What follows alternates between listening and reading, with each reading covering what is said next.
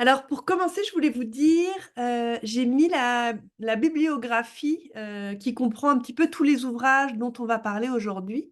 Je voudrais savoir si parmi vous, il y en a qui se servent déjà de certains livres Bouton d'Or Acadie, si c'est une maison d'édition que vous connaissez, ou est-ce qu'il y en a qui viennent d'Acadie peut-être aujourd'hui?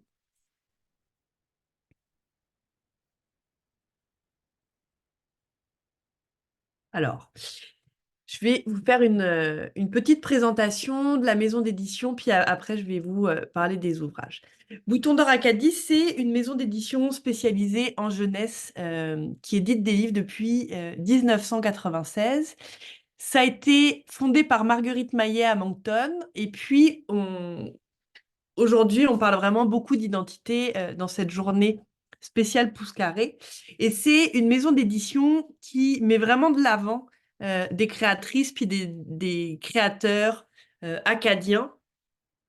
On va vraiment aller trouver une signature particulière, que ce soit dans l'écriture ou dans les illustrations. Et puis, on va vraiment rendre hommage aux différentes cultures qui sont en Acadie. Donc, il y a une grande volonté de pousser l'ouverture à la tolérance. Il y a une collection notamment qui s'appelle la collection Wabanaki, qui est proposée en 3 langues, en français, en anglais, et puis en Wabanaki, qui est l'une des langues autochtones de la région. Donc, on va là aussi prendre le pied de mettre les créateurs autochtones en avant. euh, et puis, on évite vraiment tout ce qui va être appropriation culturelle. Enfin, en tout cas, il y a une très belle euh, valorisation des savoirs, de la culture, des arts, euh, des communautés, des différentes communautés euh, vivant en Acadie. Aujourd'hui, je vous ai sélectionné une bonne vingtaine d'ouvrages. Donc, on va commencer tout de suite avec des ouvrages qui sont destinés un petit peu aux plus jeunes. Donc, on va commencer avec Mission Polochon. Je vous ai sélectionné toute une gamme d'albums souples, donc très très légers, super faciles à manipuler et à glisser dans un sac. Ici, c'est écrit et illustré par Audrey Borduas-Tremblay. Et puis, on va aller dans une petite quête enfantine, très très tendre. On va retrouver deux sœurs, Confetti et Frisotti, qui s'aiment à la folie. Et puis, elles aiment jouer avec leur peluche préférée, mais aujourd'hui, catastrophe. Confetti ne trouve pas son doudou pelochon. Donc, on a une narration qui, dans les premières pages, est en rime. On va vraiment aller travailler la sonorité. En cette journée un petit peu maussade, Confetti ne trouve pas son camarade. Où peut-il se cacher? Elle commence à s'inquiéter. Frisotti dit, petite sœur, il faut y mettre plus de cœur, car il a disparu depuis plus d'1 heure. Et elle poursuit, et si nous tentions de résoudre la mystérieuse disparition de Polochon? Confetti, emballé, accepte la mission. Hop. Donc, on va suivre les deux sœurs qui cherchent absolument partout, dans les bocaux de cornichons, dans les armoires, dans les tiroirs. Il n'y a toujours pas de polochon à l'horizon. Elles vont se rendre au salon. Elles font vraiment un gros remue-ménage pour chercher Confetti. Hop. Il y a une montagne de linge sale qui se transforme pardon, en rivière. Et puis, elles vont finir par retrouver Pelochon dans la machine à laver. Donc, il y a plein de métaphores qui se déclinent au fil du livre. Des illustrations absolument à croquer. Hop. Et puis voilà, tout est bien qui finit bien. Elles vont retrouver la peluche saine et sauve. Mission Pelochon accomplie. Donc ça, vraiment, pour les plus petits, c'est assez sympa. Et puis, pour les jeunes lecteurs en apprentissage, il y a vraiment un jeu de sonorité, de syllabes qui se retrouvent. On est dans un niveau de vocabulaire très, très accessible. Donc ça peut être assez sympa. Voilà. Ensuite, j'ai sélectionné des albums un petit peu maritimes qui vont vraiment aller travailler l'introduction à la conscience écologique. Ici, on va aller avec La Cabane à la découverte de l'univers d'Alphonse. Alphonse, c'est un pêcheur qui vit sur la côte. Et puis, que ce soit au niveau des illustrations, vous voyez, on est dans des illustrations à l'aquarelle, à l'encre. Donc, on est tout de suite dans un univers euh, aquatique, un petit peu iodé. Ça commence comme ça. Ayant passé tout l'été à construire sa nouvelle cabane de pêche, Alphonse a hâte que l'hiver arrive. Il ne manque plus que le froid pour faire son bonheur.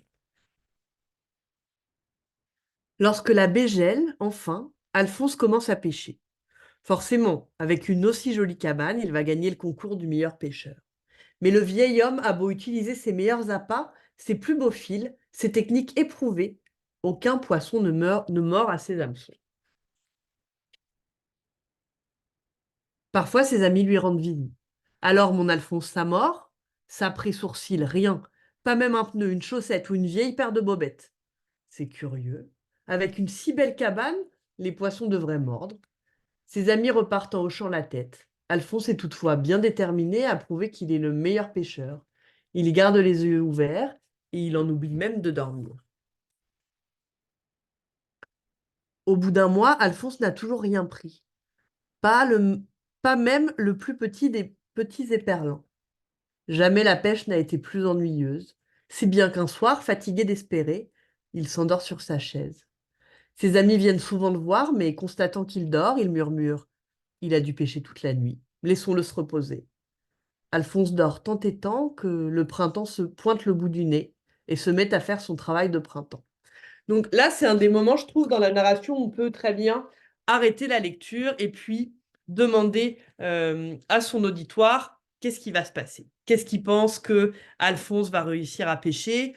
Pourquoi est-ce qu'il dort depuis très longtemps? Pourquoi est-ce qu'il n'y a aucun poisson en cette saison? Donc on va vraiment pouvoir aller travailler plusieurs pistes d'exploration et puis travailler un petit peu comment on construit la narration, comment on va pouvoir déceler certains éléments de surprise.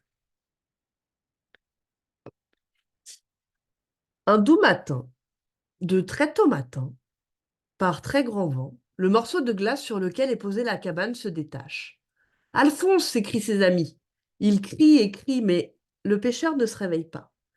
Alphonse est à la dérive. Qui sait où il va s'arrêter? Porté par les vents et par les forts courants, Alphonse dérive. Lorsque le pêcheur ouvre enfin les yeux, bien reposé, le paysage a beaucoup changé. Un paquebot est arrêté en plein milieu de l'océan. Des hommes s'agitent sur le pont. Eh oh, ça va? Leur demande Alphonse, qui est pourtant bien mal pris. On est en panne. On n'a pas la pièce pour réparer la fournaise, répond le capitaine. Que vous faudrait-il? Un bout de tuyau. Alphonse entre dans sa cabane, détache le tuyau du poêle et l'offre au capitaine. Tenez, je n'en aurai plus besoin. Il fait si chaud. En effet, il fait trop chaud. Trop chaud pour une petite banquise. Avec sa cabane sans tuyau de poêle, la banquise continue de dériver. Elle heurte un rocher sur lequel repose un nid d'oiseau gardé par une scientifique. Eh oh, ça va? Lui demande Alphonse, qui est pourtant bien mal pris. C'est la dernière couvée de cette espèce en voie de disparition. Et je n'ai rien pour la sauver, répond la jeune femme. Que vous faudrait-il? Un abri pour la protéger des prédateurs et des tempêtes? Alphonse entre dans sa cabane, soulève le poêle et l'offre à la scientifique. Tenez, je n'en aurai plus besoin. Il fait si chaud. Avec sa cabane sans tuyau de poêle et sans poêle, la banquise continue de dériver. Alphonse atteint bientôt une île minuscule. Une famille a l'air épuisée le salue. Eh oh, ça va? Leur demande Alphonse, qui est pourtant bien mal pris. Oh, notre maison a été emportée par un ouragan, explique la mère. Et que vous faudrait-il? Du bois pour la reconstruire, répond le père. Le pêcheur regarde sa jolie cabane. Il sourit. Tenez, je n'en aurai plus besoin. Il fait si chaud. Mais avant que la famille n'ait le temps de remercier Alphonse, la mère se lève et emporte la banquise. C'est alors que le pêcheur remarque qu'il ne reste plus qu'un tout petit bout de glace, tout juste suffisant pour sa petite chaise. Eh oh, ça ne va pas, lance Alphonse, qui se trouve bien mal pris. Au moment même où la chaise va sombrer, une baleine recueille le pêcheur sur son dos. Elle entreprend de le ramener à bon port. Sapré sourcil, s'exclame Alphonse. Quelle histoire de pêche! Au bout d'un long voyage, la baleine dépose le vieil homme près de chez lui. Lorsqu'Alphonse arrive à la nage avec sa chaise, ses amis n'en croient pas leurs yeux. Le pêcheur est de retour, mais sans sa jolie cabane. Pendant les heures qui suivent, Alphonse leur raconte comment il a sauvé un paquebot, des oiseaux et une famille sur un îlot, avant d'être pêché par une baleine. Et c'est ainsi qu'Alphonse reçoit le prix du meilleur pêcheur, non, du meilleur conteur. Voilà, il y a un petit jeu à la fin. Donc voilà, ça je trouve que c'est une chouette histoire qui parle de la mer, qui parle de réchauffement climatique. Et puis là aussi, il y a des très belles pistes d'exploration. Donc je le disais pendant la lecture, il y a vraiment plusieurs moments dans le livre où on peut couper la lecture, aller interroger les élèves, mais il y a aussi des super ateliers à faire, notamment de récupération ou de recyclage, parce qu'on pourrait très bien dire, après en art visuel, reconstruisons la cabane d'Alphonse avec des matériaux recyclés. On peut faire ça en volume, on peut faire ça sur une feuille. Je trouve que ça permet vraiment d'aller réfléchir, c'est ça, à toutes les pistes écologiques et puis à être créatif avec ce type d'histoire. Ici aussi, une histoire qui se passe en bord de mer avec un logis pour Molly. Donc là, on va faire la connaissance de deux crustacés qui sont assez rigolos. C'est Molly et Fredou. Ce sont les deux homards les plus curieux de la baie. Ça commence comme ça. Molly et Fredou, deux des homards les plus curieux de la baie de Chédiac, se baladent. Ils admirent les coquillages et les algues qui se bercent doucement. Le fond de la baie est calme, mais dans la nuit, une tempête de grosses vagues a déposé toutes sortes d'objets étranges autour d'eux. Oh non, dit Molly, pas encore! La queue de Fredou s'est coincée dans un morceau de plastique. Ne savent-ils pas qu'on vit ici, marmonne Fredou? Molly s'inquiète en libérant Fredou. Ça va? Ouf, un petit pincement, c'est tout, mais je suis chanceux. Rendus chez leur ami Céleste, un vieux crabe aventureux, ils racontent leur matinée, y compris la malchance de Fredou. C'est affreux, dit Céleste. J'habite dans une botte et j'essaie d'y faire mon chez-moi, mais les déchets ne cessent de s'empiler. Hier, j'ai passé une partie de la journée dans un sac. Pardon. J'aimerais leur renvoyer tout ça en haut. Le visage de Céleste s'illumine. Suivez-moi. Les trois amis avancent sur le fond marin en jetant des regards prudents autour d'eux. Stop, dit Fredou. On s'approche beaucoup trop des trappes. T'as raison, mais voici mon idée, dit Céleste.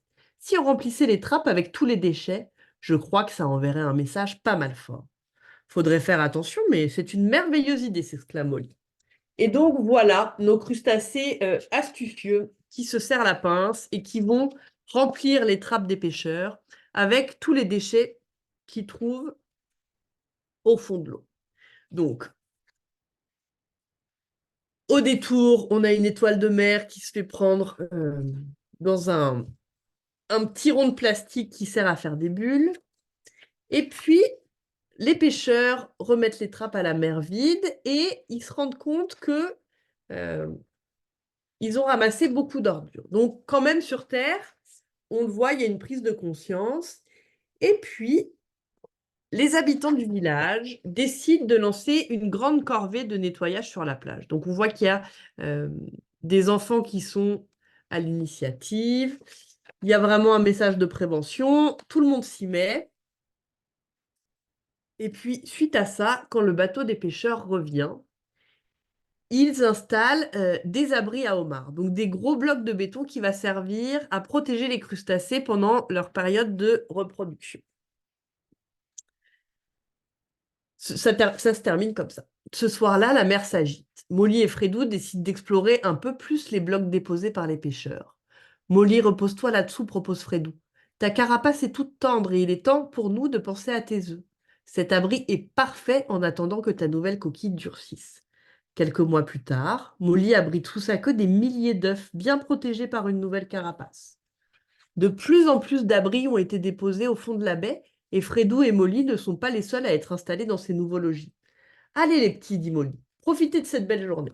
Donc on voit que sur terre et en mer, il y a des actions collectives qui permettent d'aller contrer un petit peu tous les désavantages de la cohabitation entre notre civilisation et puis la nature. Et puis, c'est assez chouette pour aborder donc ce qui se passe sur la côte, mais aussi la faune et la flore de l'Acadie. On va parler de homards, on va parler des crabes, on parle du cycle de reproduction. Donc là aussi, il y a quand même des pistes d'exploration qui peuvent être assez sympathiques. Et puis, on peut proposer à la classe puisqu'on parle on parle aussi de comment on peut protéger les espèces. Donc, on peut vraiment aller faire un travail de recherche un petit peu documentaire sur des initiatives, sur des gens qui ont fait des exploits avec la sauvegarde de certaines espèces maritimes. Donc, ça permet vraiment d'aller travailler tout ce côté-là aussi en découvrant les paysages acadiens. Toujours un petit peu dans la même veine des albums souples qui sont destinés aux plus petits. Ça, c'est tout ce qui est dans l'étagère trottinette, donc je dirais qu'on s'adresse aux élèves de 4 à 6, 4 à 7 ans. On a Nounours au cœur de l'île aux puces. Donc ici, on va être dans un style illustratif un petit peu plus traditionnel. Et puis, ça commence comme ceci. Quand l'orage a éclaté, tout le monde s'est réfugié à l'intérieur. La cuisinière dans la cuisine, le gardien de phare dans le phare, le peintre dans l'atelier, Zéphi, comme toujours, à la bibliothèque. Aux fenêtres, on ne voyait plus rien, que des grosses gouttes. Et c'est pour ça que personne n'a vu la masse sombre qui traversait la passerelle menant à l'île aux puces. Dès que le ciel et les maisons ont repris leur couleur, Zéphi est rentrée chez elle. Le cœur léger, elle marchait, le nez enfoui dans les pages de son livre. Elle faisait glisser son doigt sur la page. Les animaux ont-ils tous un cœur? Soudainement, elle a entendu un grognement. Ça ne pouvait pas être son ventre, elle n'avait pas faim. En suivant le son, elle a découvert que la cabane rouge grognait. N'écoutant que son courage, elle a poussé la porte. Donc là, c'est pareil, on peut faire une pause, aller demander aux élèves d'aller deviner qu'est-ce qui va se passer dans la suite. Zéphi s'est avancée avec prudence et elle a été surprise d'apercevoir un ours. D'ordinaire, elle aurait eu très très très peur, mais cet ours était tout petit petit. Bang bang! L'ours fabriquait quelque chose.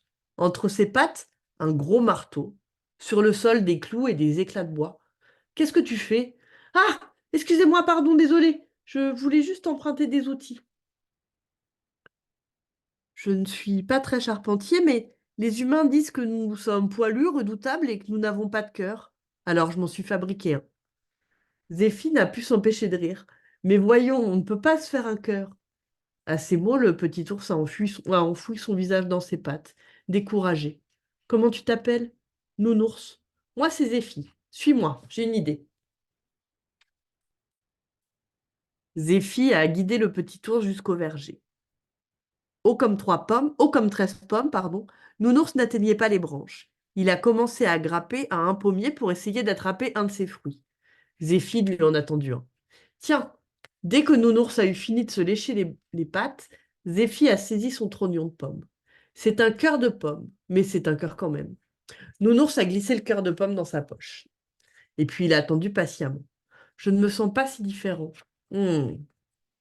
Zéphi a pris Nounours par la main et il l'a entraîné jusqu'au café du village. Elle allait toujours voir sa grand-maman pour obtenir des conseils. À une des tables, une femme à l'air joyeux jouait au solitaire. Zéphi lui a sauté dans les bras. Nounours avançait sur la pointe des pieds de peur d'effrayer les clients. Lui, c'est mon ami Nounours. On lui cherche un cœur. L'ours, rassuré, a souri. C'était la première fois qu'il avait une amie. La grand-maman de Zéphi, un sourire en coin, lui a tendu un as de cœur. Nounours l'a glissé dans la poche de sa veste, puis tous les trois ont attendu. Attendu. Hmm, je ne me sens pas différent. Zéphi a emmené Nounours jusqu'à une maison ou un bateau. Waouh, une véritable maison bateau. Chez l'antiquaire, on trouve de tout. Zéphi s'est approché de l'antiquaire. Votre boutique est remplie de trésors. Peut-on y trouver un cœur? Je ne crois pas, non. Zéphi a rigolé. Même pas le vôtre? L'antiquaire a tourné son regard vers la mer. J'ai offert mon cœur en cadeau il y a très longtemps. Maintenant, pourriez-vous me laisser seul un moment? Fatigués et à court d'idées, Zéphi et Nounours se sont installés sur la passerelle menant à l'île aux puces. Puis, tout d'un coup, splouch, Zéphi a disparu. Nounours courait de gauche à droite à la recherche d'un signe de vie. Il a commencé à paniquer. Zéphi savait-elle nager? Il courait et ajoutait les pattes pour demander de l'aide, mais personne n'en vue. Au désespoir, il s'est effondré dans le sable, puis il a entendu des tambours. Boum, boum, boum, boum, boum, boum. Beaucoup de tambours.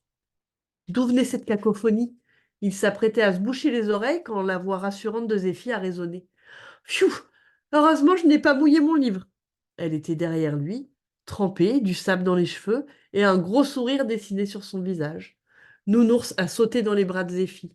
Boum, boum, boum, boum. Zéphi entendait les battements, elle aussi. C'est toi qui fais tout ce bruit, Nounours? Boum, boum, boum, boum, boum, boum. Oh, ça bougeait sous la petite veste. C'était son cœur.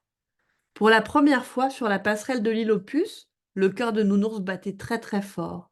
Ça y est, il en avait un. Zéphi s'est empressé d'ouvrir son gros livre. Les animaux ont-ils tous un cœur? Dans son livre, Zéphi avait appris que les méduses n'en ont pas et que les pieuvres en ont trois. Quant aux ours, c'était maintenant évident. Ils en avaient un très très grand. Dès le lendemain, Nounours a repris le marteau et s'est bâti une belle cabane orangée à l'île aux puces, là où il avait trouvé son cœur. Donc voilà, petite histoire assez adorable, mais qui nous permet quand même aussi de pouvoir parler du bien-être animal et puis d'un coin de l'île aux puces que certains connaissent peut-être ou non. Ça permettra de découvrir.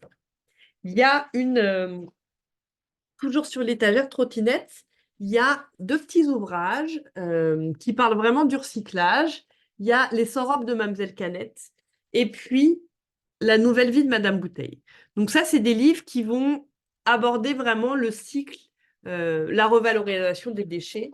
C'est là aussi des illustrations qui sont hyper jolies, tout en aquarelle. On a vraiment une signature graphique qui est très forte avec ces petits livres-là. Ça commence comme ceci. La chic Madame Bouteille de plastique est la reine de la maison. Ses cousines et elle sont partout, dans le frigo, sous l'évier, dans le garde-manger, dans la salle de bain, dans le garage. Elles ont plusieurs couleurs, plusieurs formes, et portent fièrement une étiquette ou un nom imprimé. Notre héroïne coule des jours agréables dans le frigo, à côté de ses amis, le digne Monsieur Flacon et la gentille Mademoiselle Canette. Coucou, tu me vois tous les jours quand tu ouvres la porte. Mais un matin, une main saisit Madame Bouteille vide, tout ce qu'elle contient dans un bol, et la pauvre se retrouve dans le bac de recyclage, juste à côté de Monsieur Papier. Bonjour, Monsieur Papier, vous êtes bien chiffonné. Et vous, vous êtes toute cabossée. Le jour du recyclage, le bac est passé sur le trottoir. Un gros camion spécial avale tout ce qui passe. Une grande aventure commence. Première étape, l'usine du triage. Les plastiques transparents vont à droite, les bouteilles colorées au centre et les emballages opaques à gauche. Madame Bouteille se balade sur son tapis rouge. Donc voilà, là on va vraiment suivre toute la chaîne du recyclage, donc le découpage, enfin l'écrasage au début, la transformation en petits copeaux de plastique, voilà, le nettoyage, la refonte dans un moule, et puis on a notre Madame Bouteille qui va être transformée. On se rend compte qu'elle réapparaît sous une autre forme, donc de mobilier urbain. Et puis à la fin, ce que j'aime bien, c'est qu'on a un petit jeu de devinettes. Donc combien de bouteilles en plastique, pardon, on a besoin pour faire un parc de bancs, un chandail en laine polaire, un oreiller. Donc ça permet de voir un petit peu comment on peut revaloriser les déchets. Et puis, on a exactement le même type de principe avec Mamselle Canette et ses 100 robes. Donc, on a nos canettes bien rangées, bien ordonnées dans les rayons. Voilà. Elle se retrouve à une grande fête à l'école. Et puis, on va voir comment elle se fait consigner, comment elle aussi, elle se fait écrabouiller. Hop, nettoyer. Donc là, on va vraiment parler de la transformation des déchets en aluminium. Et puis, on la voit reprendre vie sous forme de boîte de conserve. À la fin, là aussi, on a un petit exercice de conscientisation assez éducatif sur comment on traite les déchets. Donc voilà, ça c'est une petite collection qui est assez sympa. Et puis là, on va aller explorer toujours un petit peu cette thématique qui va sur la conscience écologique, mais aussi la découverte des paysages, puis de comment on préserve les espaces. Celui-là, je le trouve vraiment très, très beau. Moi, j'ai eu un coup de cœur quand j'ai découvert cet album-là. C'est Où naîtront les hirondelles. C'est un livre qui existe. Il y a une traduction anglaise aussi, donc pour les gens qui sont dans un univers soit de français minoritaire, soit voilà, d'enseignement un petit peu particulier. Le fait d'avoir les deux ouvrages en français et en anglais, ça peut avoir des perspectives assez sympathiques. Ça commence comme ceci. C'est le printemps et le soleil réchauffe doucement l'air. Hirondelle vole avec hâte. Elle parcourt des milliers de kilomètres pour retourner là où elle fait son nid chaque année. C'est dans le petit recoin d'une grange abandonnée, au milieu de terre fleurie. Là grouillent de nombreuses bestioles qui composent ses délicieux repas. Hirondelle arrive enfin, mais malheur, son petit coin de paradis a disparu. La vieille grange a été remplacée par une ferme énorme, entourée d'un champ où on ne cultive que le maïs. Hop, excusez-moi.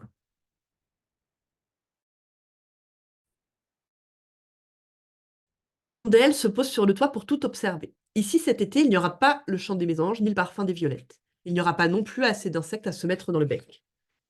Hirondelle se laisse alors porter par le vent. Après plusieurs heures, elle reconnaît le mouvement des feuilles et le craquement des branches. Peut-être que la forêt pourrait lui offrir un nid. Un lièvre couleur neige court sur un sentier de terre.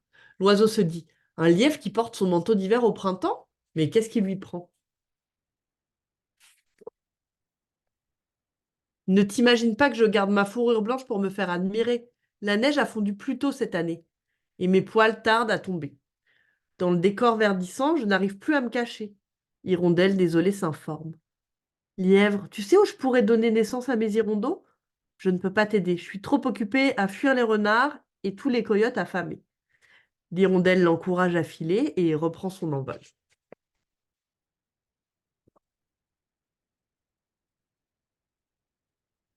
Quelques mètres plus loin, elle se pose dans un sapin rabougri. Un conifère tout dégarni? Quelle bizarrerie! Ne t'imagine pas que j'ai choisi cette coiffure. Des chenilles ont mangé mes aiguilles et m'ont donné cette allure. Les hivers s'adoucissent et les insectes destructeurs m'envahissent. Hirondelle, navrée, gazouille. Sapin, puis-je construire mon nez sur une de tes branches? Je dois refuser, je suis trop faible et trop fatiguée. Je suis désolée. Hirondelle le remercie et s'apprête à s'envoler. Mais au même moment, l'arbre est secoué.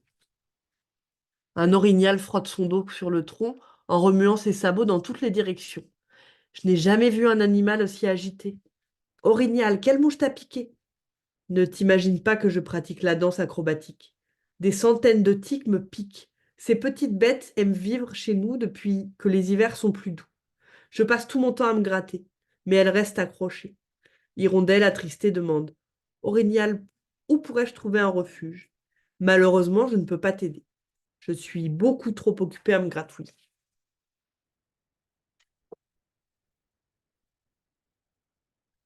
Hirondelle quitte la forêt et se laisse porter par le vent joli. Après quelque temps, elle reconnaît l'air salin et le chuchotement des vagues. Peut-être que la mer pourrait lui offrir un logis. L'oiseau aperçoit alors une tortue habillée d'une longue robe de filet et d'un collier de plastique. Une tortue toute vêtue? On aura tout vu. Donc voilà, on la suit vraiment dans différents écosystèmes, puis à chaque fois, elle trouve des créatures emprisonnées, malades à cause de la pollution, du réchauffement climatique. Elle va en ville où elle trouve un cerf qui est proche de se faire frapper par une voiture. En ville, c'est pareil. il y a la prolifération de déchets, il y a trop de lumière. Même s'il y a beaucoup d'insectes, c'est pas vraiment l'idéal. Et puis, elle arrive perdue et fatiguée dans un espace boisé. Et puis, elle se rend compte le matin, avec les premiers rayons du soleil, qu'elle est dans un endroit assez merveilleux. Donc, il y a des framboisiers, de la menthe, des plants de tomates, des insectes digestes pour elle. Il y a de quoi faire son nid. Et elle atterrit dans le jardin communautaire d'une d'une école. Donc voilà, où tout le monde va pouvoir vivre en harmonie. Donc je vois qu'il y a un commentaire que c'est triste. Oui, c'est vrai que il y a quelque chose de triste dans la dénaturation de tous ces écosystèmes-là, mais un petit peu de la même façon que dans Un logis pour Molly, il y a aussi une morale derrière qui est qu'on peut créer des environnements où on va cohabiter, que même si les humains sont un petit peu destructeurs euh, de la nature, mais on peut aussi venir réparer ou proposer euh, des actions collectives qui vont créer une alternative. Donc, il y a un côté triste, mais il y a aussi le côté inspirant de ce type d'histoire-là qui peut se dire, bah, en tout cas, on peut changer les choses, on peut participer au changement euh, avec des actions toutes petites qu'on peut penser de façon collective. Exactement. Heureusement, je suis bien d'accord. Ensuite, donc, je voulais vous parler de la collection dédiée aux langues autochtones. Donc voilà, je vous la présente ici. On va commencer avec le chant d'honneur. Donc là, vraiment très important, c'est des auteurs et des illustrateurs qui font partie des communautés autochtones. Ici, on a au début du livre une présentation de leur parcours, de leur pratique. Donc c'est vraiment une belle introduction. Et puis, voilà, ici, on va avoir l'histoire, c'est vraiment c'est assez biographique hein, sur l'histoire de Georges Paul, de l'écrivain. Ça nous dit, voici l'histoire du chant d'honneur. Pendant longtemps, cette chanson avait été enfouie. Pardon, j'ai du mal à lire, il y a un petit reflet. Cette chanson avait été enfouie dans des larmes qui n'avaient pas encore été versées. Pendant bien plus longtemps encore, cette chanson était tissée étroitement dans les murmures d'un vent doux et chaud. Donc ici, on va suivre un enfant des communautés autochtones qui vit heureux. Un beau jour, ce vent tourbillonnant sur le Micmaquis, terre natale des Micmacs, un jeune garçon nommé Georges, Paul, jouait dehors. Georges aimait ce vent, doux et chaud qui soufflait sur son visage. C'était comme les baisers de sa Nukumi. Le vent valsait et valsait autour de Georges, le faisant rire aux éclats. Le garçon ouvrit grand les bras à la brise, et voyant cela, le vent s'installa dans le cœur du jeune homme. Donc ici, on va vraiment aller parler de la réalité des pensionnats autochtones. Donc on le voit, qui mène une enfance sereine, joyeuse, au milieu des siens, jusqu'au jour où, à 8 ans, il est arraché à sa terre natale. Et puis, il est placé... Hop, si vous ne voyez pas, parce que des fois, je lis en présentant les livres, je suis un petit peu hors cadre, donc n'hésitez pas à me le mentionner. Donc voilà, on parle donc de la réalité des pensionnats, de la perte d'identité, de la notion de génocide culturel, et puis de comment le vent, la poésie, la fierté de faire partie de sa communauté peut revenir. Donc il y a vraiment une histoire euh, de résilience, de recherche des origines, de respect des traditions, qui est extrêmement belle. Les illustrations sont magnifiques aussi, je vous les montre de plus près. Voilà, donc il y a toute une notion d'héritage aussi qui est très importante. On va parler du chant de façon métaphorique. Il y a le chant chanté, mais il y a aussi le chant qui résonne en soi. Il y a vraiment euh, l'idée d'une fibre, des pulsations. Il y a une très belle attention qui est portée aussi à l'écho que ça peut avoir dans la nature. Et puis, donc voilà, on va suivre Georges Paul qui va retrouver sa communauté, puis qui est maintenant un passeur d'histoire. Donc voilà, c'est un très très beau témoignage qui permet d'aller aborder un pan de l'histoire euh, de façon très très délicate et puis avec beaucoup euh, de résilience et de poésie. À la fin, on a vraiment le chant d'honneur en 3 langues, donc ça c'est assez intéressant. Et à la fin du livre, hop, on a aussi, hop, voilà, un à propos qui va nous permettre de rentrer un petit peu plus en détail dans l'histoire.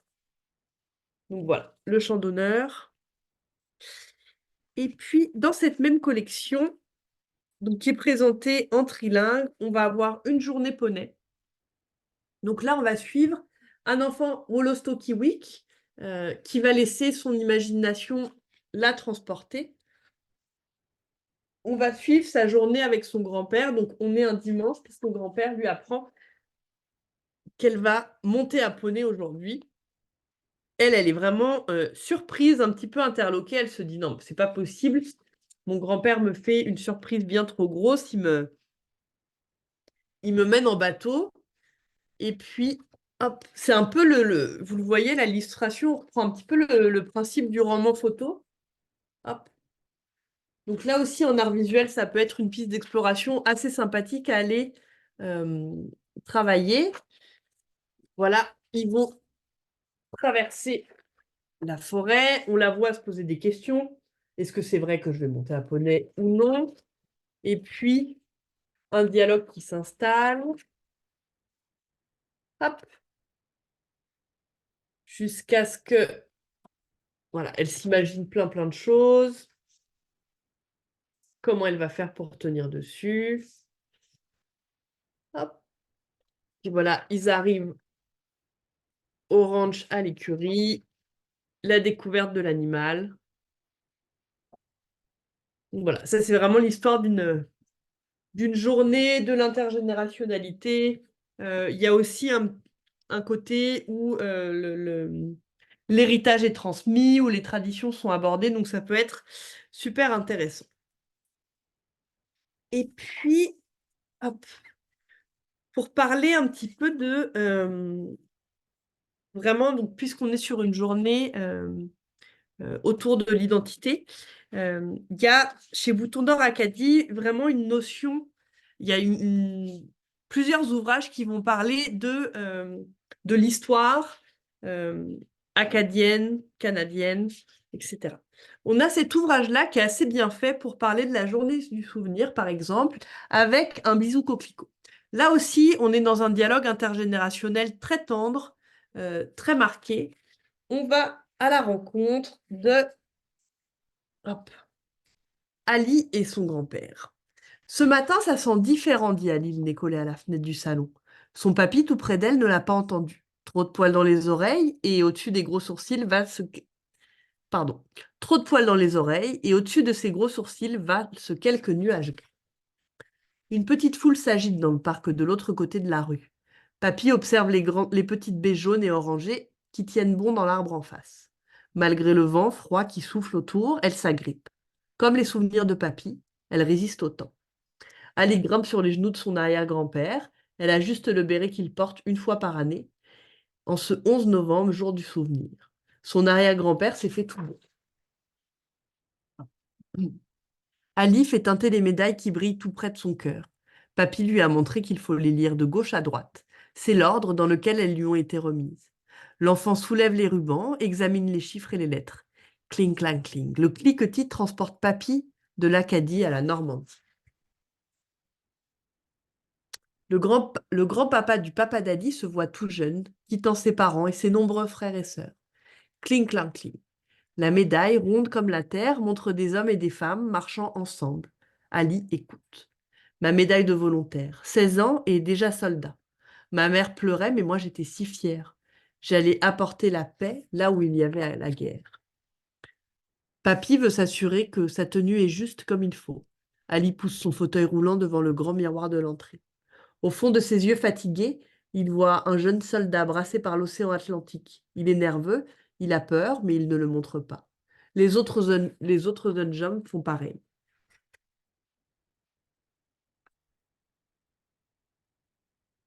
Clink clank. Le bateau est arrivé au bord de la plage. Oh, le bruit. Mes oreilles en bourdonnent encore. Ali passe un doigt sur sa médaille de bronze bien astiquée en forme de croix. Ça, c'est la bravoure, papy? Les lèvres de papy tremblent. Mon ami Léo était messager. En débarquant du bateau, il devait porter sa bicyclette jusqu'au rivage. Énervé, il l'a oubliée dans le bateau. Je suis retournée au bateau la chercher à sa place. Ça a explosé partout. Léo a été blessé et je l'ai porté au secourisme. Ali regarde son arrière-grand-père avec dans les yeux des étoiles d'admiration. Oh, tu es plus courageux que Superwoman et Spider-Man ensemble. Un beau sourire fendit le vieux visage de papy et il pose son béret sur la tête d'Ali. L'enfant rit un peu et se tient au garde-à-vous. Cling-clang. Les médailles accompagnent son rire. L'arrière-grand-père murmure tout doucement. Sur les mêmes plages aujourd'hui, des enfants jouent et rient en toute liberté. Une fois par année, des gens viennent de partout dans le monde pour y faire planer des cerfs-volants. Grâce à toi, papy? Oh, tu sais, on était des milliers, des amis, des étrangers. Beaucoup ne sont pas revenus des plages et des champs de bataille. Et dans les champs, aujourd'hui, poussent. Hop. Mais la sonnette de la porte les fait sursauter tous deux. Vite, le béret passe de la tête d'Ali à celle du vétéran. Monsieur Cormier, si vous êtes prêt? Deux cadets se tiennent tout droit sur le perron, une couronne de coquelicots dans les bras. La main tremblante, Papy prend un coquelicot de tissu dans la couronne et l'épingle sur le chandail d'Ali. Dans les grands champs où il y a eu des combats, les coquelicots se sont mis à pousser. C'est un peu mystérieux. Et maintenant, cette fleur représente les combattants qui sont tombés là où la guerre a passé. Souviens-toi, Ali, car plus tard, c'est toi qui vas raconter mes médailles. Dans le parc, Ali a un peu froid et c'est long de se tenir tranquille pendant les discours. La cérémonie terminée, elle saisit la main toute fripée de son arrière-grand-papa vétéran. Elle y pose sa joue, puis lui fait un gros bisou. Est-ce que tu t'ennuies de tes amis qui ne sont pas revenus?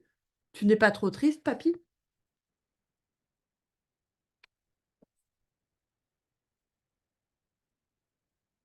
Un peu, mais cette journée me permet de faire la paix avec mes souvenirs. Et puis, ma grande, tes bisous coquelicots effacent tous mes chagrins. Tu es la médaille que je porte dans mon cœur. Et une très belle image avec les soldats dans les nuages. Si vous voyez bien, hop. Donc voilà, ça c'est une belle façon de parler du jour de souvenir. Et puis, voilà, un petit pan d'histoire. On va avoir aussi Amadou et le 15 août. Donc le 15 août, c'est la fête de l'Acadie, hop, la fête nationale. Et ça, c'est vraiment une une belle ode à la diversité, à l'inclusion, et puis aux différents types de cultures qui cohabitent en Acadie. Amadou a une nouvelle vie. Il vit maintenant en Acadie. Amadi le souriant est tout content, car tous les samedis maintenant, il va au marché avec sa maman. Il aime les couleurs et les odeurs des plats. Il fait mille et une découvertes. Aujourd'hui, au marché, c'est encore plus excitant car c'est la fête de l'Acadie. Aujourd'hui, il y a encore plus de monde. Des costumes, des étoiles, du bleu, du blanc et du rouge. Amadou va d'un kiosque à l'autre et voit d'autres enfants. Tout le monde parle, rit, danse, comme ça, bouge. Au marché, Amadou a hâte de remplir son panier. Il salue Trisha, originaire des Philippines, qui lui vend du pain de site. Demain, il aura la panse bien remplie.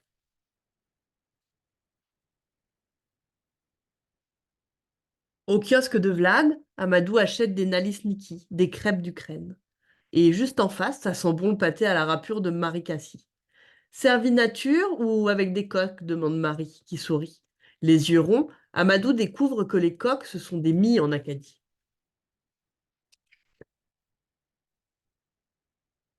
Nada, qui vient du Liban, lui fait signe de la main. Viens, viens! Amadou remplit son pita dans le baba ganouche. Et dans leur panier, sa maman ajoute du fatouche. Tous les deux font un autre tour du marché.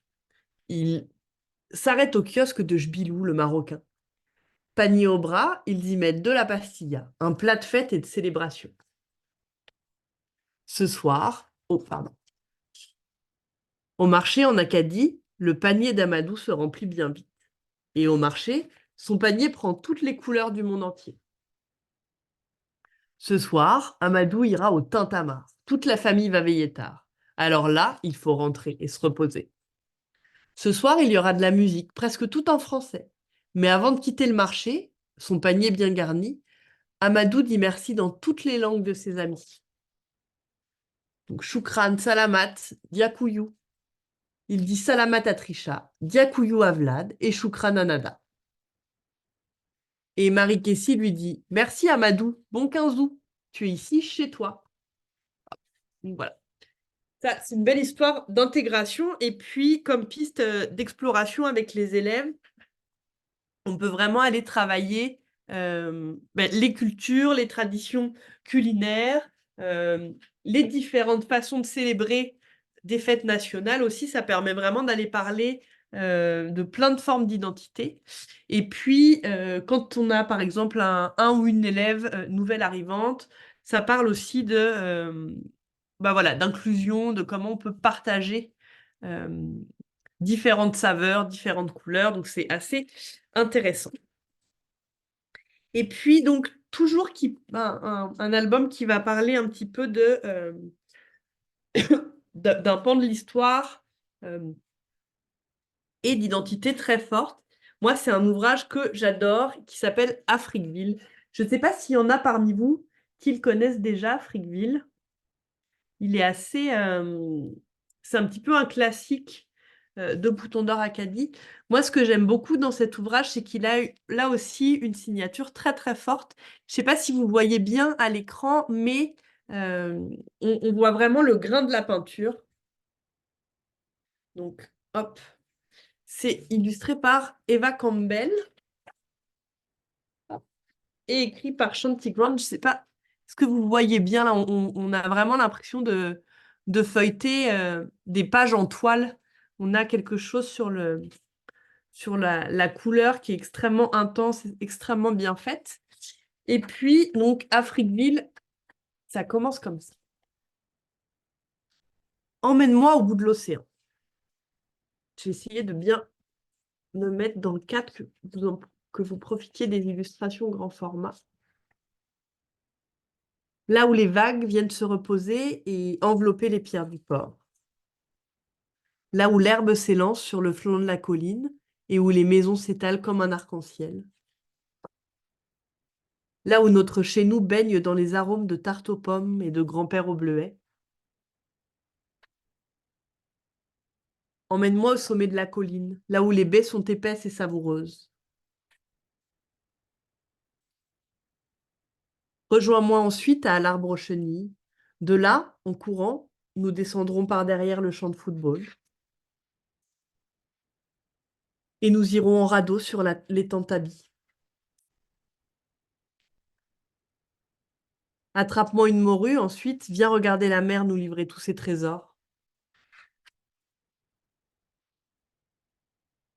Puis emmène-moi jusqu'aux chaudes nuits d'été, qui bordent le champ du Kildare. Un feu de camp rougeoyant, tout comme le soleil couchant.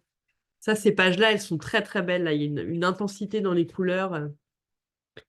Emmène-moi là où le ciel le matin s'habille de pourpre et de rose, et où la lumière pétille sur l'eau salée, comme autant de diamants et d'étoiles.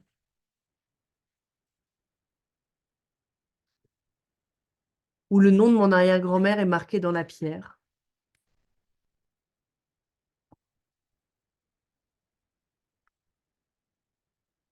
Là où nos histoires sont racontées tout autour de moi, les vieilles chansons soufflant encore doucement. Là où les souvenirs se transforment en rêves, et les rêves deviennent de l'espoir, et l'espoir n'en finit jamais. Emmène-moi à Afriqueville. Donc voilà. Et puis, Afriqueville, moi, je vous avoue que j'étais assez étrangère à tout cet épisode-là, mais dans les dernières pages, on a vraiment du contenu documentaire informatif sur cette communauté noire très, très dynamique qui s'est épanouie quand même pendant plus de 150 ans en Nouvelle-Écosse, malgré le manque de services essentiels. On parle aussi de comment la ville d'Halifax a démoli de façon assez violente tout ce quartier dans les années 60, comme si c'était un vulgaire ghetto. Et puis, on parle quand même voilà, de l'injustice, de la discrimination raciale qui avait lieu à l'époque. Et puis, bon, des actions de réconciliation et de reconnaissance de cet acte-là. Donc, ça permet vraiment d'aller évoquer tout ce pan de l'histoire et puis de découvrir vraiment l'héritage de la culture noire au Canada. Ça permet d'aborder, on peut aborder, suite à la lecture de ce livre-là, des personnages comme Viola Desmond, comme Oscar Peterson. Et puis, on peut aussi parler d'autres villes ou de cités disparues. Donc, on peut aller aborder des thèmes comme l'Atlantide, comme les villes fantômes. Enfin, on peut vraiment aller parler de déracinement, mais il y a des pistes de lecture qui sont multiples. Est-ce qu'il y en a parmi vous qui connaissaient déjà ce livre, qui connaissaient déjà ce livre-là avant que je vous le présente? Non. Bon, en tout cas, j'en parle parce qu'on est aussi dans le mois de l'histoire des Noirs, donc ça peut vraiment, là aussi, s'intégrer dans des temps forts de l'année. Je trouve ça assez intéressant. Voilà. Puis, alors là, je vais vous ramener dans des histoires un petit peu plus familiales, qui parlent d'identité familiale de différentes façons. Donc, on revient un petit peu dans des albums souples avec, hop, ici, Congé pour papa. Donc là, on va être dans une histoire toute mignonne. On a, c'est assez rare, je trouve, en littérature jeunesse, mais on va aborder la famille sous un angle de famille qui a l'air monoparentale. En tout cas, c'est un lien entre seulement sa fille et son papa. Et puis, donc, on a une belle diversité. Papa, réveille-toi. On va avoir Sophie qui décide que aujourd'hui, son papa peut dormir toute la matinée et qu'il a une vraie journée de congé. Donc, elle lui fait son petit déjeuner au lit. Évidemment, elle finit par renverser tout ça sur le lit de son papa. Ensuite, elle lui demande de s'installer paisiblement dans un hamac pendant qu'elle va faire toutes les corvées. Mais je vous le donne en mille, quand elle ramasse les poubelles, son sac finit éventré et ça se termine un petit peu dans le désastre. Elle décide ensuite d'aller nettoyer le garage, mais là aussi, c'est un petit peu la catastrophe. Son papa est horrifié, il finit par se mettre euh, des mouchoirs dans les oreilles pour rien entendre. Il finit par s'endormir, mais là, elle lui demande de remplir les mangeoires à oiseaux. Elle ne sait pas où sont les graines, donc elle va aller le déranger tout le temps. Là, elle arrache les pissenlits, mais elle lui demande des outils.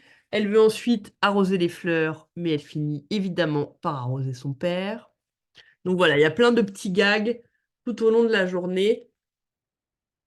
Euh, c'est assez drôle à lire, et pour les adultes et pour les enfants, parce que ça permet vraiment de se rendre compte que gagner en autonomie n'est pas toujours facile. Et puis, elle finit par lui faire un repas constitué de gâteaux de boue au pissenlit et de biscuits au sable. Et puis voilà, elle déguise son père en fée, en princesse, elle le coiffe, elle est le chevalier. Donc là aussi, c'est assez marrant de voir comment les stéréotypes peuvent se faire bousculer. Donc voilà, une petite histoire sur une journée père-fille, assez sympa de voir comment on peut prendre soin des autres. Donc là aussi, on peut aller imaginer qu'est-ce que les enfants pourraient faire comme tâche ou comme corvée dans la maison quand ils les mettent en congé. Donc voilà, on a un papa qui finit par s'endormir à la fin de l'après-midi sous la tente. Hop, elle n'arrive plus à le réveiller. Et puis, on va avoir Ma maman toute neuve, qui est très très sympa aussi à lire. Ici, on va suivre l'histoire. Hop. Donc là, on est dans un univers très très coloré. On a une signature graphique forte aussi. Et puis, on va partir à la rencontre de Mimi. Alors, Mimi, c'est une petite fille qui est très déterminée. Elle sait ce qu'elle veut. Ça commence comme ça. Je m'appelle Mimi. Je sais, Mimi, c'est court, mais entre Mimi et Marie-Michel Gagnon-Lafleur, mes amis et moi avons voté pour Mimi. De toute façon, ma famille, elle est déjà assez compliquée. Je m'explique. Dans ma famille, je ne sais plus vraiment combien d'enfants nous sommes. Je vais tout de même faire un effort pour vous la présenter. Voilà, Mimi, elle vient d'une famille recomposée. Alors, il y a ma maman, évidemment, mon papa, ça va de soi, mon demi-frère Pierre-Olivier, ma demi-sœur Parise, mon autre demi-sœur Diana. Avant ma maman, mon papa avait une autre amoureuse. Et avec son amoureuse d'avant maman, il a eu mes demi-sœurs et mon demi-frère. Parce qu'il avait encore de la place dans la maison, mes parents ont décidé, sans m'en parler, de nous préparer une autre petite personne dont, franchement, nous n'avions pas vraiment besoin. Pas qu'elle ne sera pas aimée, hein, mais bon, nous étions déjà assez nombreux, il me semble. Donc voilà. C'est Mimi qui a un petit peu peur de perdre sa place de Benjamin et de Chouchou. Et puis, voilà, on sent un petit peu d'appréhension à l'arrivée de son presque bébé frère. Elle va au parc et elle a vraiment très envie de continuer ses activités de d'habitude avec sa maman. Donc, de courir, de se faire pousser dans la balançoire. Sauf que sa maman, elle, a l'air quand même assez avancée dans sa grossesse, lui dit non, il fait trop chaud, le soleil est trop fort, et puis je suis trop grosse et surtout trop fatiguée. Donc Mimi ne vit pas ça de façon très sereine. Elle dit qu'elle en a vraiment marre. Maman, t'es trop grosse, t'es trop fragile. Moi, je préférais ma maman d'avant. Et puis, comme je vous le disais, puisqu'elle est très déterminée, Mimi, elle a une idée. La mamie de sa maman, qui s'appelle Sandy et au parc, Mimi se dit, elle a l'air quand même euh, beaucoup plus en forme, donc je vais lui demander de m'adopter. Donc Mimi prépare tout, elle met au point un plan assez élaboré, elle va préparer des papiers d'adoption, et puis pendant qu'elle a tout le monde sous la main, elle va demander donc à à l'amie de sa maman de l'adopter, puisque de toute façon, il n'y aura plus de place dans sa maison, sa maman veut plus rien faire, elle se dit, c'est vraiment le moment d'aller essayer une autre famille, parce que je suis en train un petit peu de perdre tous mes privilèges. Donc, tout le monde se dit, puisque c'est ça qu'elle veut, essayons d'aller au bout de son choix. Donc, Mimi dit bye bye à sa maman, elle fait son sac, et la voilà, parachutée dans une nouvelle famille. Dans cette famille-là, Mimi, elle va très vite se rendre compte que tout n'est pas rose et voilà, l'herbe n'est pas toujours plus verte ailleurs, puisque tout le monde est toujours devant un écran. Donc, on a juste le petit frère qui est trop petit et qui l'intéresse pas vraiment, mais la maman passe tout son temps sur Skype ou alors au téléphone avec ses copines. Et puis, il y a un papa, vous le voyez, qui rentre très tard du travail, qui est vraiment très grognon. Personne ne se parle. Donc, vous voyez, il y a les enfants qui ont les téléphones dans la main. Il y a la télé qui est tout le temps allumée. La maman, elle aussi, qui est tout le temps au téléphone. Et puis, le père euh, qui fait tout le temps la baboune. Donc, voilà. Dès la première soirée, notre Mimi s'ennuie profondément de la joyeuse cacophonie de sa famille. Elle s'ennuie de faire la corvée ensemble, de faire la vaisselle, de son beau-père qui lui demande comment s'est passée sa journée, des bisous de sa maman. Donc, elle vit un petit peu un drame et elle appelle tout de suite sa maman à la rescousse en lui disant, finalement, je me disais que c'était peut-être pas si mal chez nous. Est-ce que je peux revenir? Sa maman veut la faire patienter un peu. Elle lui dit, bah, écoute, tu as choisi d'être adoptée, donc attends 15 minutes, je ne suis pas disponible là tout de suite. Mais Mimi n'en peut plus. Elle se rend bien compte qu'elle a perdu au change, donc elle décide de prendre la route toute seule et de rentrer chez elle. Et puis, en rentrant, elle fait une belle déclaration d'amour à sa maman. Son cœur explose, elle se met à pleurer, elle lui dit, maman, je ne veux plus t'échanger, je préfère ma maman grosse et fragile. Ah, donc finalement, tu veux bien me garder.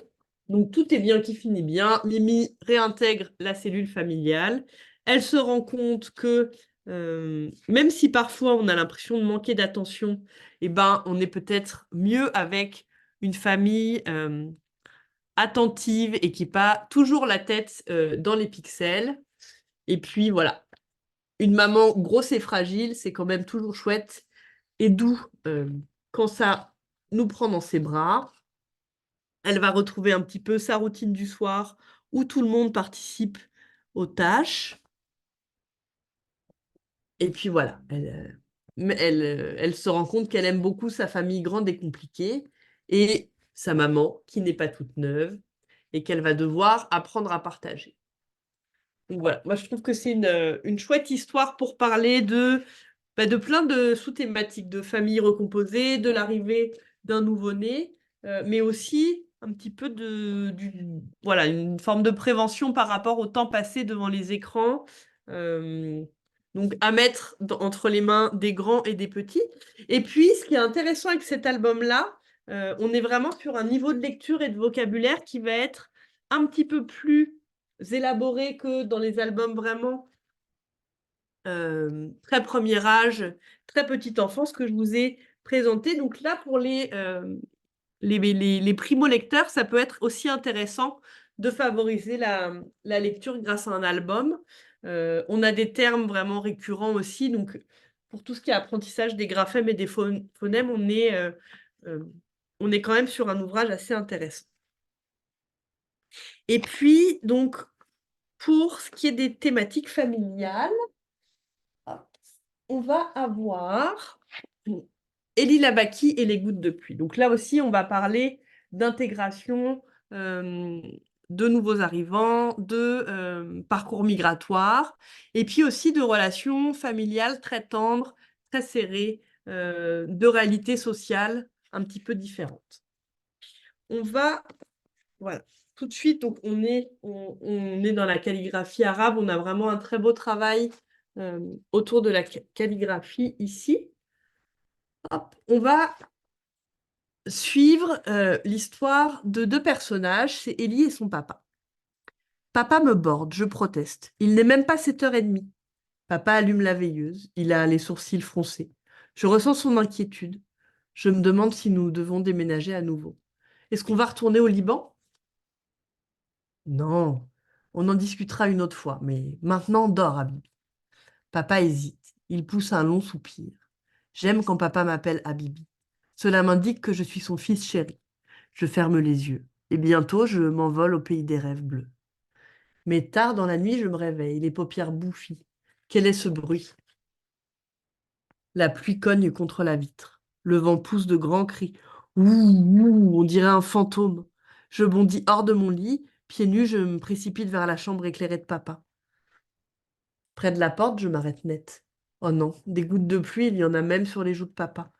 Surprise, je retourne dans mon lit sans faire de bruit. Dehors, le fantôme continue de souffler dans la nuit. J'ai des frissons. Je m'enfonce sous mon édredon et serre très fort d'Abdoul, mon nounours tout rond. Le lendemain, une bonne odeur de mamouché me chatouille le nez. Papa les a fait griller pour notre déjeuner. C'est bien la première fois que ça arrive un mercredi matin. D'habitude, quand je me réveille, papa se trouve déjà au travail. C'est Madame Landry, ma gardienne, qui me prépare pour l'école. Elle n'est pas venue aujourd'hui. Papa m'accompagne au coin de la rue pour prendre l'autobus jaune. Cet après-midi, papa vient me chercher à l'école en taxi.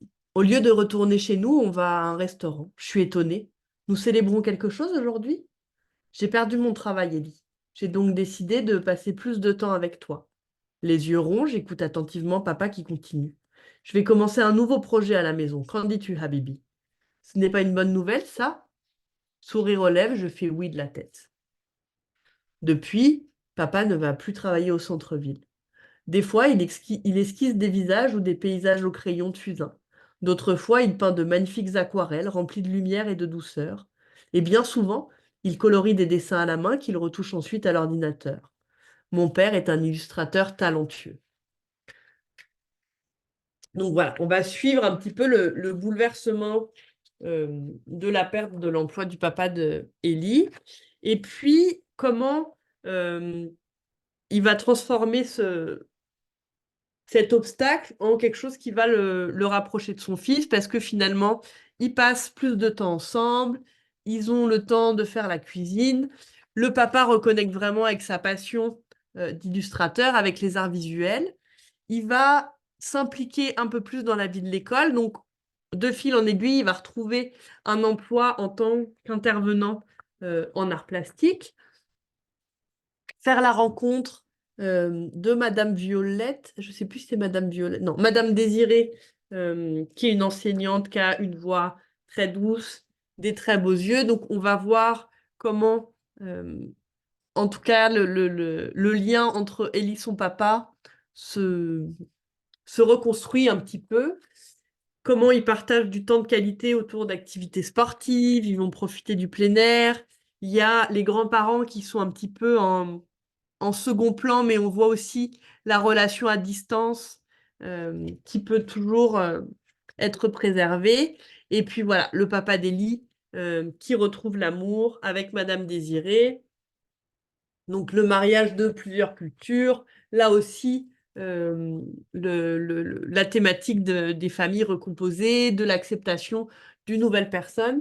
Et puis j'aime beaucoup à la fin de ce livre donc le lexique qui va nous permettre de retrouver le sens des mots du livre, donc nous parler du Liban, de la langue arabe. Ça c'est assez sympa. Donc voilà, un lexique de 2 pages. Ça peut vraiment être un bel outil pour accompagner, si on a des élèves nouveaux arrivants, des élèves qui viennent du Liban ou de la culture moyenne orientale. Ça permet en tout cas de l'élaborer avec beaucoup de tendresse. Et puis voilà, de parler de résilience, de dire que quand il arrive vraiment quelque chose qui peut être très triste, bah, comment on peut le transformer, comment est-ce qu'on peut voir un petit peu la lumière au bout du tunnel. Voilà. Et puis, hop, là aussi, il y a un ouvrage chez Bouton d'Or Acadie très sensible que je voulais vous présenter. C'est Un géant dans la tête. Donc, Un géant dans la tête, c'est euh, une autofiction. C'est vraiment, il y a beaucoup d'éléments autobiographiques dans ce livre-là. C'est un livre qui a été écrit à la mémoire du fils de l'autrice qui est décédé en 2018. Et puis ici, on va nous parler de hémophilie. Donc, qu'est-ce que c'est de vivre avec une maladie? C'est vraiment un ouvrage qui permet de faire de la prévention. Ça commence comme ça. Mathis a 16 ans, mais dans sa tête, il n'a pas d'âge. Il a perdu sa mère, il est sans âge. 2 ans plus tôt, alors que la mère de Mathis revenait de la ville et que la pluie avait rendu la chaussée glissante, sa voiture entra en collision avec celle d'un automobiliste trop téméraire. Émile, son père, lui non plus n'a pas d'âge. Depuis la mort de sa femme, il vit dans la tourmente. Son corps a vieilli et son sourire a disparu. Les insomnies ont évincé les douceurs du matin, creusé des sillons sur sa peau et laissé les mauvaises herbes envahir le jardin. Émile s'ennuie de sa douce et de ses éclats de rire qui remplissaient chaque pièce de la maison. La mère de Mathis s'appelait Iris. Elle se réjouissait d'avoir reçu le nom d'une fleur. Sous un joli masque de plumes flamboyantes, elle racontait des histoires frivoles qui n'avaient ni queue ni tête. Dans le petit théâtre improvisé au milieu de la cuisine, Iris transformait les jours de pluie en jours de fête. Et malgré l'horrible tragédie, Mathis continue d'espérer le rire de sa mère. Tout comme sa mère, Mathis jouit d'une imagination débordante. Des boîtes à surprises s'empilent dans la tête du garçon, les unes par-dessus les autres. Et quand elles s'ouvrent, une force électrisante s'empare de lui. Mathis se sent fort et puissant. Il part en mer sur un grand voilier vers des îles mystérieuses où les arbres déploient d'immenses feuilles d'un vert éclatant, parmi lesquelles de magnifiques oiseaux de proie assurent la survie de leur espèce. Dans cet univers enchanteur, Matisse trouve refuge. Il oublie son immense chagrin et les limites que son corps lui impose depuis sa naissance. Matisse est atteint d'hémophilie. Des saignements surviennent périodiquement à ses chevilles, ses coudes, ses genoux ou ailleurs sur son corps. Il doit se donner régulièrement des piqûres pour prévenir les hémorragies qui peuvent être causées par les blessures, mais qui peuvent aussi se produire spontanément. Petit, Iris l'emmenait à l'hôpital lorsqu'elle soupçonnait un saignement. C'était difficile car il craignait les aiguilles. Chaque fois, il pleurait et se débattait avec ardeur. Aujourd'hui, il s'est habitué aux perfusions, mais pas à l'attitude de certains camarades de classe qui ne comprennent pas sa condition. Ils insistent pour que Mathis se joigne à l'équipe de hockey ou de football de l'école. Mais malheureusement, ce sont des sports qu'il doit éviter, car les risques de blessures y sont trop élevés. Cela l'enrage et le choque profondément, car Mathis, il est grand, il est fort et il est athlétique. Il aimerait tant se joindre à l'équipe. Donc voilà, on fait quand même la connaissance d'un garçon qui est confronté et à la maladie, et à un deuil brutal, et à un papa qui va pas bien. Donc, il y a quand même un cumul de problématiques un petit peu tristes. Et puis, au fur et à mesure de la narration, on va voir que le lien avec son papa va se reconstruire à travers la créativité, à travers le fait d'aller accumuler du matériel, de construire des choses. Et puis, ils se mettent à avoir un projet commun, un projet de voyage commun. Hop. Ils décident tous les deux d'aller à la découverte de l'île sur laquelle est née la mère de Matisse. Donc voilà, ils font un grand trajet en bateau, ils vont aller découvrir l'endroit. J'ai perdu le nom de l'île, mais c'est quand même assez important. Ah oui, voilà. Donc, ils partent à Terre-Neuve, pardon. Donc là, voilà, il y a vraiment une exploration des paysages. Ils font un périple ensemble. Ils vont retrouver les vieilles tantes d'Iris qui leur partagent des photos. Donc voilà, ils vont là aussi à la rencontre des traditions. Hop. Et puis, ils croisent donc les Inukshuk, les grands géants de pierre. Donc là, on est vraiment au cœur de l'identité de Terre-Neuve. On voit que Mathis, même s'il n'est pas débarrassé de ses soucis de santé, il vit quand même un moment extrêmement précieux. Et puis, en rentrant chez eux, pour faire vivre un petit peu les souvenirs de leur voyage, Mathis et Émile, son papa, décident de construire un géant, donc une espèce de figure emblématique, un totem qui va leur permettre de se rappeler leur périple. Voilà, donc c'est vraiment l'histoire d'un lien qui se recrée entre un père et un fils, d'un deuil qui se fait. Donc voilà, ils ont construit un petit peu leur géant comme un Inukshuk en matériel recyclé. Et puis voilà, les iris qui sont en floraison au printemps, c'est une belle métaphore aussi de l'esprit de leur maman. À la fin, il y a une très belle note de l'autrice, voilà, qui va parler des territoires de Nord-Ouest, euh, du Terre-Neuve et du Labrador, donc vraiment quelque chose qui va nous permettre d'aller explorer un petit peu les différentes identités euh, canadiennes aussi. Donc voilà. Puis, voilà. Là aussi, on est sur un livre où la facture des illustrations est très très forte et très belle.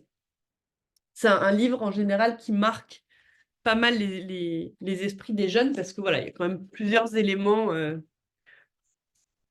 un peu, euh, un peu marquants là, autour de la maladie, du deuil, etc. etc. Et puis, donc, pour, avant de passer à des ouvrages vraiment, une collection d'abécédaires, je voulais vous présenter une BD qui est SOS Sorcière. Ici, on va vraiment être dans une type de narration, puis une type d'illustration. Voilà, on est vraiment dans la BD, dans quelque chose de super séquentiel. Et puis, on va rencontrer Andrea qui débarque en résidence universitaire à Willbrook. Elle va rencontrer Hélène et Sibylle. Donc, elle arrive, elle débarque, elle connaît vraiment personne. On voit vraiment une jeune adolescente qui est un peu livrée à elle-même, qui quitte le berceau pour la première fois. Et puis voilà, donc elle va rencontrer donc Hélène et Sibylle qui se rendent compte très rapidement que Andrea a peut-être le pouvoir magique de guérir les arbres et d'écouter les blessures des arbres. Donc, elles sont les fondatrices d'un club qui s'appelle Crapaud et Romarin. Ce sont des sorcières. Donc, on va retrouver un petit peu tous les codes du genre, du club de sorcières, du trio de filles qui a chacune sa particularité. On va parler du pouvoir des plantes. Et puis, très rapidement, on se rend compte qu'il y a des éléments un petit peu surnaturels qui auraient probablement une quatrième sorcière qui serait en train d'agir sur le campus, qui est probablement quelqu'un de soit maléfique, soit un peu stressé, qui contrôle pas son pouvoir. Et puis voilà, effectivement, on les voit donc découvrir leur amitié. Et puis donc cette troisième, hop, non, pardon, cette quatrième protagoniste, on la découvre. Hop. Donc là, on voit vraiment toutes les incantations. On a vraiment des jolies planches très contrastées. Hop, j'essaie de trouver la planche où on va découvrir la quatrième sorcière. Ah, voilà. Hop, ce sera pas long. Voilà, elle est ici. Hop, on découvre la quatrième sorcière qui, elle, sait depuis le début qu'elle est une sorcière. Sa maman l'a prévenue, mais par contre, elle n'a pas le droit de pratiquer la magie parce que c'est interdit dans sa famille.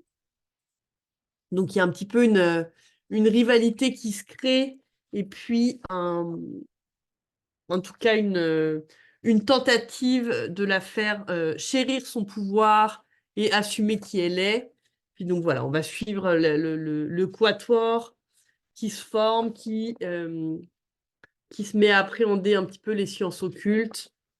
Voilà, et puis les 4 membres du club Crapaud et Romarin.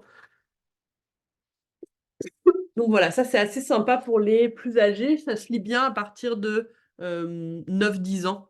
Et puis ce que je trouve intéressant dans cette BD-là, c'est qu'on a vraiment un vocabulaire acadien, il y a un mélange euh, de chiac, de français, il y a vraiment des termes qui sont très propre à l'Acadie. Donc, c'est aussi intéressant d'aller travailler ce pan-là de la langue, du vocabulaire, avec un phrasé très jeune, avec vraiment une littérature de genre qui est assez assumée. Et puis voilà, un trait assez fort. Donc voilà, SOS sorcière. Je voulais finir la présentation en vous parlant d'une collection que je trouve assez intéressante chez Bouton d'Or Acadie. C'est là vraiment pour aller travailler l'apprentissage des lettres, de la lecture, des syllabes, mais il y a une série d'abécédaires. Donc on va avoir A comme Atlantique, qui va être un abécédaire Atlantique, marin. On va de Atlantique à Zéphyr, en passant par Neptune, Oursin.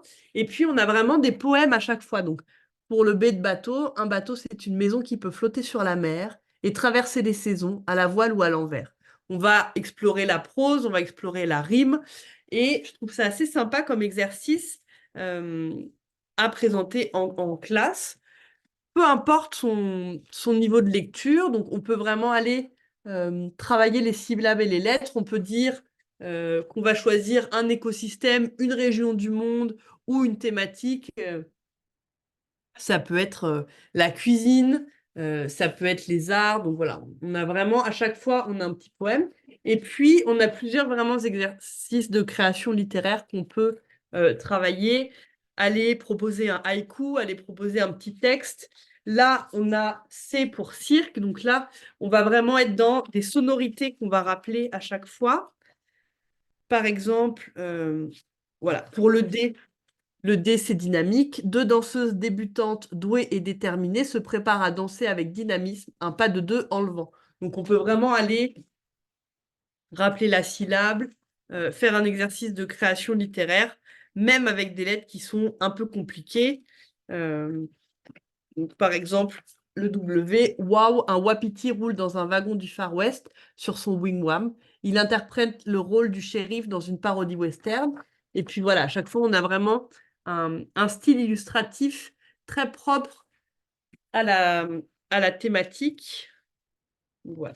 Le premier avec un Pierrot pantonyme. Donc là aussi, on a quand même des pistes d'exploration par rapport au vocabulaire qui sont assez intéressantes. Et puis, on va avoir le B pour Bayou.